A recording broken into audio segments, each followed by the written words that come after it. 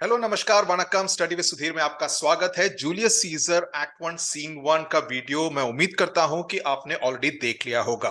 अगर नहीं देखा है तो पहले उसको देखो, बिकॉज उसमें एक तरह से सेटिंग होती है कि जूलियस सीजर नाटक में आखिरकार होने क्या वाला है। अभी एक्ट वन सीन टू में जूलियस सीजर से हमारी मुलाकात होती है। जूलियस सीजर की पूरी जो कहानी है, पूरा जो बैकग्राउंड है, कौन सा युद्ध उसने जीता, उन सब की जानकारी मैंने ऑलरेडी इंट्रोडक्शन वीडियो में दे दी है। और एक्ट वन सीन वन में भी आपको ब्रीफली बता दिया था कि आखिरकार पूरा जो एक पॉलिटिकल इनसिक्योरिटी का जो माहौल है रोम में, वो किस वजह से है। ऐसा क्यों है कि Caesar, even though he is considered one of the foremost generals, has so many enemies, उसके इतने सारे दुश्मन क्यों हैं जो कि चाहते हैं कि उसका एक तरह से डाउनफॉल हो। ओके, तो act one scene two it takes place in a public place.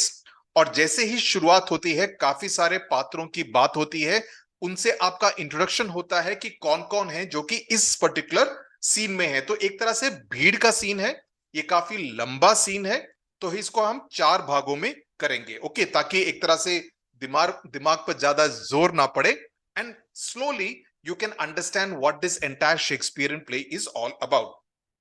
तो you have the flourish, that is trumpets, यानी कि जोर से एक तरह से announcement. And then Julius Caesar enters, he is followed by Mark Antony, and he is traditionally dressed.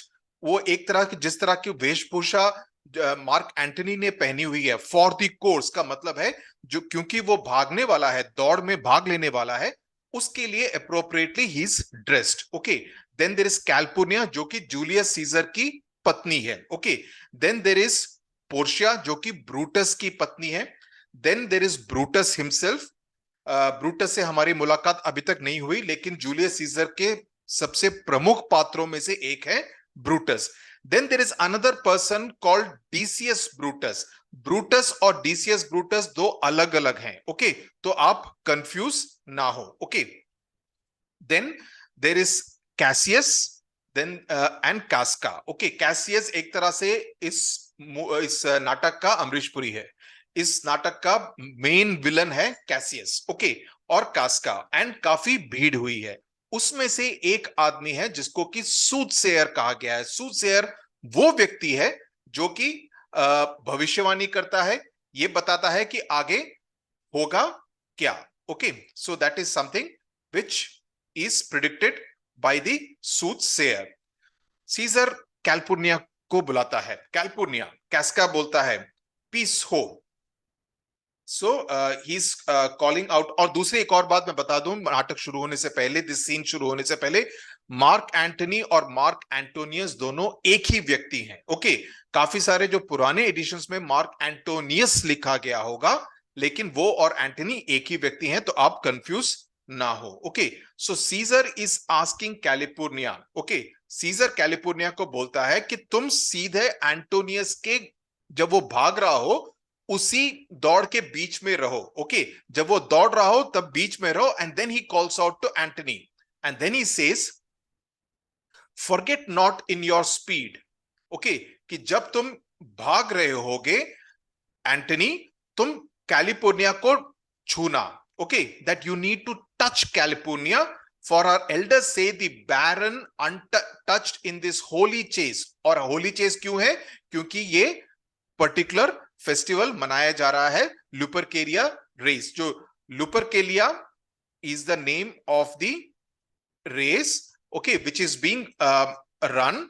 और ये माना जाता है कि अगर कोई भी व्यक्ति, okay, basically this is a superstition that was associated with the Lupercalia race, कि क्योंकि ये फेस्टिवल एक तरह से प्योरिटी को प्रमोट करता है। तो चूंकि California did not have any children, और सीजर चाहता था कि उसका एक बच्चा हो ताकि उसका वंश आगे बढ़े, तो अगर एंटोनी, जो कि उस रेस में भाग लेने वाला है, वो कैलिफोर्निया को छूता है, so that will help her become a mother. Okay, तो ये एक तरह का अंधविश्वास था, तो जिसमें सीजर विश्वास करता था। तो please remember this, because this is important to establish Caesar as someone who believes in this kind of superstition. तो एंटनी को सीजर कहता है कि do not forget Antony to touch Calpurnia, तो तुम कैलिफोर्निया को छूना जब तुम भाग रहे हो। इन स्पीड का मतलब है, ये जो यहां पर है इन स्पीड का मतलब है जब तुम दौड़ रहे हो, यानी कि when you are running. Okay Antony, because हमारे जो बुजुर्ग हैं, हमारे एल्डर्स ने कहा है कि अगर एक इनफर्टाइल, बैरन, अनटच्ड, अगर एक इनफर्टाइल वुमन, बैरन, जिस जो भी अभी मां नहीं बनी है, if she is touched in this holy race, अगर उसको छुआ जाता है in this holy race, then she will shake off the curse of infertility. जब वो शेक ऑफ कर देगी and then she can embrace motherhood, तब वो मां बन सकती है। सो एंटनी कहता है कि मैं याद रखूंगा। एंड जब सीजर ने कहा है कि इसको करना है, it is perform, so this line conveys what? It conveys obedience on part of Antony towards Caesar, कि अगर सीजर ने कहा कि ये काम हो जाना चाहिए तो ये काम हो जाएगा। ओके, तो कहता है कि okay, leave no ceremony out, कि कोई भी बात छूटे ना। Now the background note to this is that कि सीजर की कैलिफोर्निया तीसरी पत्नी थी। ओके, उसकी दो पत्नियां पहले थी, ये कैलिफोर्निया उसकी तीसरी पत्नी थी। अहम बात यह है कि Caesar wanted a legitimate biological child from his, he had only one legitimate biological child from his first wife, which was a daughter. Okay, he had no sons. Okay, so he wanted his third wife California to give birth to a son so that his race can continue. उसी समय पर और also दूसरी एक और बात है, जो ल्यूपरकल्स के जो रेस होते थे वो एक गोट स्किन को कैरी करते थे, बकरी की चमड़ी को कैरी करते थे, and it was suppose to make men virile and women fertile. That was a superstition associated at that time. Soothsayer बुलाता है, सीजर बोलता है कौन बुलाया? कैस्का बोलता है सब चुप हो जाओ ताकि हमको पता चले कि किसने आवाज दी सीजर को बुलाने के लिए। सीजर बोलता है कि कौन है जो इस भीड़ में, प्रेस मतलब भीड़ में, जो कि मुझे बुला रहा है। आई हियर अ टंग, मुझे एक आवाज सुनाई दे रही है जो कि इस पूरे संगीत से ज्यादा श्रिल है। Okay, cry Caesar, speak, Caesar is turn to hear, अब मैं सुन रहा हूं, तो जिसने भी आवाज दी मुझसे बात करो। सूटसेयर बोलता है, and this is the most important line, beware the ides of मार्च। ये है 15 मार्च की तारीख, उसको आइड्स ऑफ मार्च बोलते हैं। सीजर बोलता है किसने आवाज दी? ब्रूटस बोलता है soothsayer bids you beware the ides of March. Now it's quite significant that Brutus repeats the prediction which has been made by the soothsayer. This is very significant, और हमको बाद में इस सीन में ही बाद में पता चलेगा।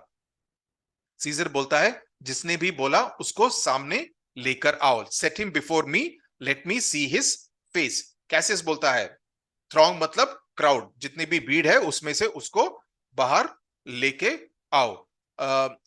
सीजर बोलता है अब बोलो मुझसे क्या बात करना चाहते हो? तो soothsayer again he repeat, so you see the whole thing is said 3 times, 2 times by the soothsayer कि beware the ides of March, and once by Brutus. Okay, Brutus बोलता है कि उसने इस तरह की वार्निंग दी है। Caesar, how does he dismiss him? Caesar बोलता है कि ये सिर्फ एक ड्रीमर है। Okay, he is just a dreamer, let us leave him pass, कि नो ये सिर्फ सपने देख रहा है, हम उसको छोड़ देते हैं और हम निकलते हैं, लेट्स मूव ऑन नाउ। इसके बाद ब्रूटस और कैसियस रह जाते हैं और बाकी सारे लोग निकल जाते हैं। नाउ इसका सिग्निफिकेंस ये है कि सूटसेयर ने जो भविष्यवाणी की है वो सच निकलती है, क्योंकि 15 मार्च को सीजर का वध होता है, उसका असैसिनेशन होता है, उसकी हत्या होती है, राइट? तो जब सीजर कहता है कि ये सिर्फ सपने देख रहा है, बेसिकली सीजर का कहने का मतलब क्या है कि ये बंदा बकवास कर रहा है, ये बंदा बकवास कर रहा है, सपने देख रहा है, तो कुछ भी उसके मन में आए, कुछ भी उसके जबान पर है वो बोल रहा है, right? So he is very dismissive of him, and this is against Caesar's basic nature. What is Caesar's basic nature? जो कि हमको इसी सीन में पता चला है, वो ये है कि सीजर इज ऑल्सो सुपरस्टिशियस। तो हालांकि सीजर सुपरस्टिशियस है, when it comes to the soothsayer he is very dismissive, उसकी बात को मानता ही नहीं है, राइट? नाउ लेकिन दूसरी बात, एक और जो एस्पेक्ट सीजर के बारे में हमें पता चलती है, क्योंकि always remember this is the first time you are meeting Caesar, तो सीजर का पहला इंप्रेशन आपके ऊपर क्या रहा है? तो पहला इंप्रेशन ये रहा है कि that he is superstitious, Number 2, that is very close to Antony. Antony obeys whatever Caesar says. Number 3, that he listens to the soothsayer even amidst a crowd. So he believes that, जो भी मेरे को बुलाए, मुझे उसकी बात को सुननी चाहिए. ये बात अलग है कि that he is dismissive, उसकी बात को ज्यादा ध्यान नहीं देता, उसको ज्यादा इंपॉर्टेंस नहीं देता है. राइट? ये इसलिए है क्योंकि सीजर अभी इमीडिएटली एक बड़ा युद्ध जीत कर आया है. राइट? तो सीजर को उस समय पर उसका जो मेंटल एटीट्यूड ये है कि मुझे कुछ नहीं हो सकता है, कि कोई मेरा कुछ बिगाड़ नहीं सकता है. So he is not feeling vulnerable at that point in time. उसको नहीं लगता है कि कोई उसका कुछ बिगाड़ सकता है, तो मुझे क्या डरने की बात है 15 मार्च से. Right? So that is Caesar's frame of mind. तो अगर आपको ये मिले तो you will have to kind of talk about what was Caesar's frame of mind at that point in time. So this is an important, apart from the fact that this entire prediction made by the soothsayer is a pointer to the role of fate in the play. कि fate का क्या role है इस पूरे नाटक में, उसकी तरफ एक बड़ा सा पॉइंटर है. We will stop part 1 video, explanation video of Act 1 Scene 2 out here, because हालांकि छोटा है, important part है. Soothsayer is an important element in the play. दूसरे में we will meet what Brutus और कैसिस के बीच में क्या बातचीत होती है, उसके बारे में एक्सप्लेनेशन वीडियो नंबर 2 में आपसे मिलेंगे. तब तक के लिए टाटा, बाय बाय.